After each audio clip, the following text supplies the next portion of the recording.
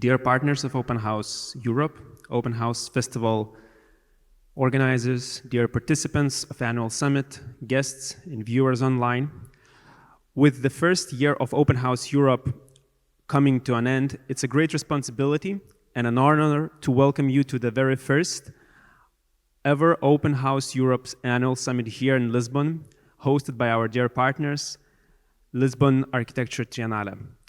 More than 2 years ago, Open House Europe grew as an idea for cooperation between Open House Worldwide members in Europe. Since the very beginning, our aim was to connect through our built environment, facilitated a common ground between the creators of architecture and its users. By encouraging and promoting an interest in architecture among various audiences, we help them to gain new perspectives of their local surroundings, not only to appreciate the existing, but also to invite them to envision the future of a built environment. Every year, different open house invite people to discover architecture made with care and attention. Hundreds of stories are being told about the way these places were built, who and how live inside of them. From the first glance, that might look like a simple act of hospitality. However, when the doors are open to the architecture defining our cities, these stories welcome all of us get to know better the environment we share as citizens.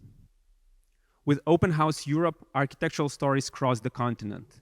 From Tallinn to Athens, from Vilnius to Lisbon, like threads, they're woven into a cloth around which we can start our discussion about Europe's shared architectural identity and its future. This year in particular, we, as Open House Europe organizers, invited everyone for a difficult but a very much needed discussion about what the value of sustainability means in our built environment. Knowing the significant building construction sector's impact on climate change, we see a really pressing urgency to rethink the way we shape our cities. Thus, the main theme under the title Building Futures Together throughout the year highlighted different sustainable architectural practices that create positive changes in the face of a climate crisis. Topics around building preservation, redevelopment, regeneration, adaptive reuse, and the use of innovative materials and construction techniques were explored in the unique programs of each Open House event. Open House Europe aims not only to shape the agenda of our discourse of a built environment, but also to listen and notice how and what people discover in it. For this reason, we launched an open call for visual stories, to which more than 100 authors responded by submitting their perspectives on how they see and experience the environments that are shaped with sustainable approach. Today, we will celebrate their contribution by later this evening opening the exhibition, as well as presenting the catalog composed of the selected best visual stories. One of the most inspiring aspects of Open House is the power of volunteering.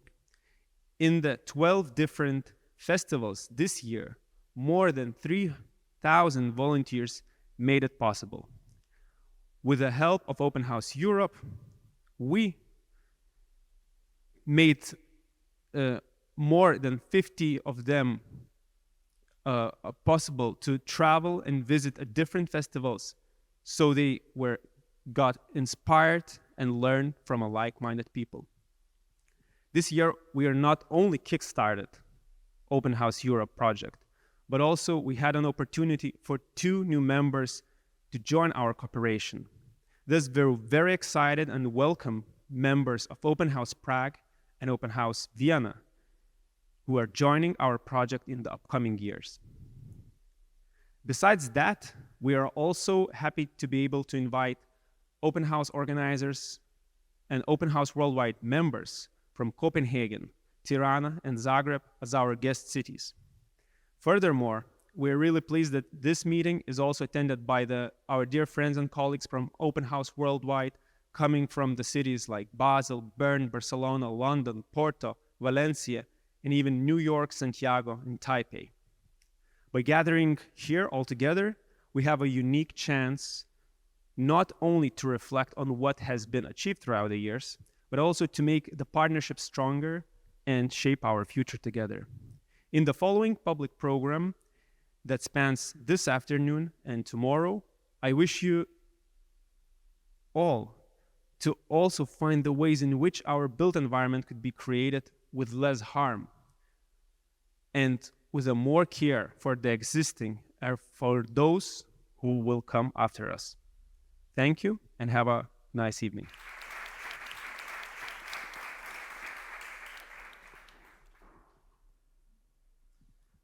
Hello everyone, I'm also very happy to be here.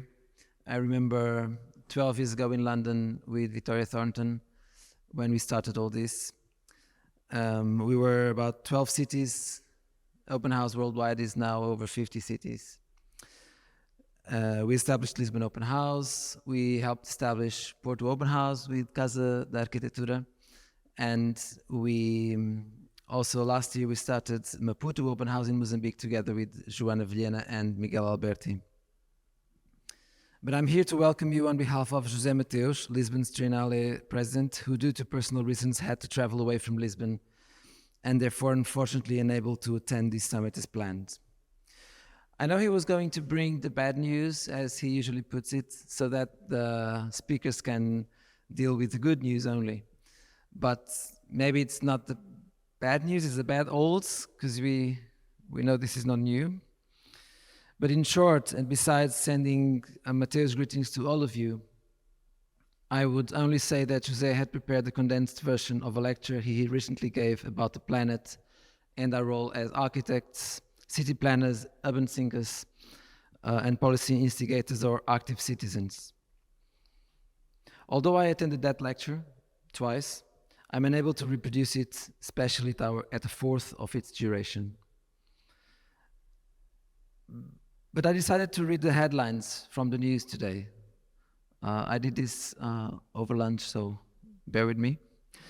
So from The Guardian, I read, the headline was, Viktor Orban says that Hungary can stop Ukraine joining European Union despite leaders' agreement.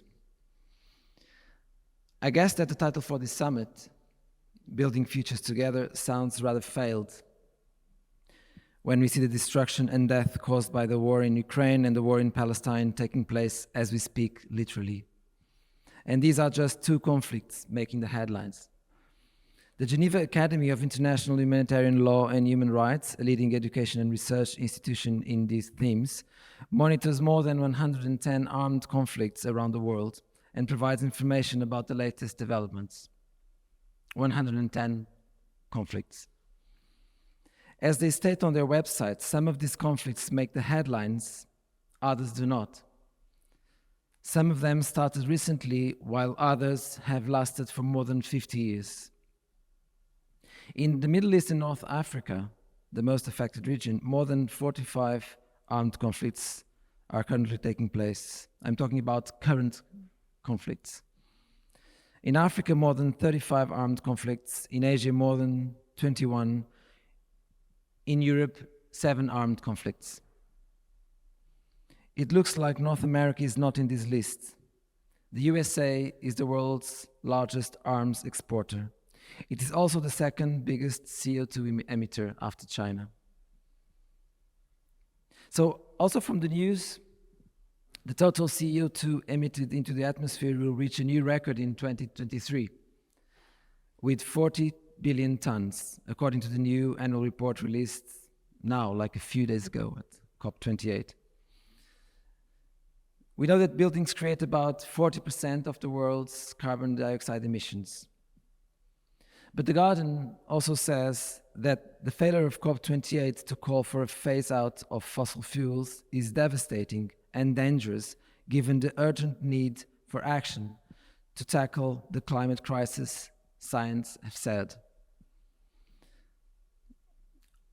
Also, they state that the president of the COP28 climate summit will continue with his oil company's record investment in oil and gas production, despite coordinating a global deal to transition away from fossil fuels.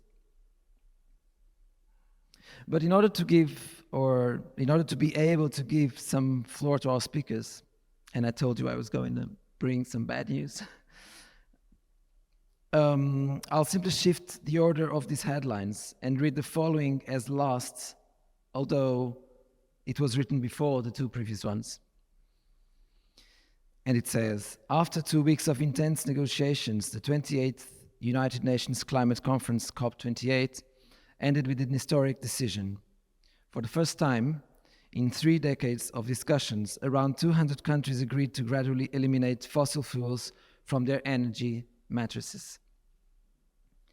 So again, can our role as architects, city planners, urban thinkers, and policy instigators or active citizens, or should I say activist citizens, in all this mess that we humans managed to put us in? Of course, I won't ask our speakers to answer that, or maybe you would jump out of the window. But I guess it's just a start with one of these themes that implies a lot with cities. So for this session, we have Sandra Marques Pereira, who will moderate this afternoon. Sandra is a researcher in urban sociology and housing at ISCTE, University Institute of Lisbon. And together with Alexandre Marques Pereira, architect, and her brother will curate the next Open House Lisbon. Together with Sandra, we have Filipa Serpa, Vice President of the Board of the Institute of Housing and Urban Rehabilitation, with extensive knowledge of public housing policies. Janet Sanz, former Deputy Mayor of Barcelona for Ecology, Urban Planning and Urban Mobility, under Ada Colau's mayor. She's now Vice President of Climate Emergency and Strategic Planning of Barcelona's metropolitan area. Susana Ruiz, in charge of the urban planning for the city of Bilbao. Thank you. And Dimitrios Kopeliti, Director of Urban Planning and Public Space at the City of Milan's Agency for Mobility, Environment and Territory. Since 2016, he has been advisor to the Deputy Mayor for Urban Planning. Thank you for coming, and the floor is yours.